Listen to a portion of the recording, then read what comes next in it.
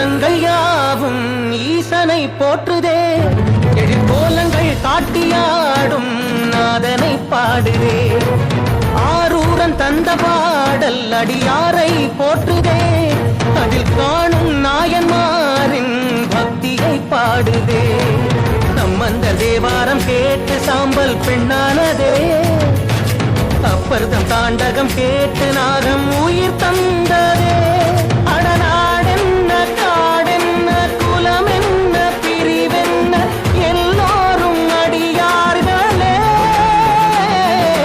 திங்கள் சூடிய நாதனே கங்கை நாடிய வேதனே மங்கை கூடிய பாகனே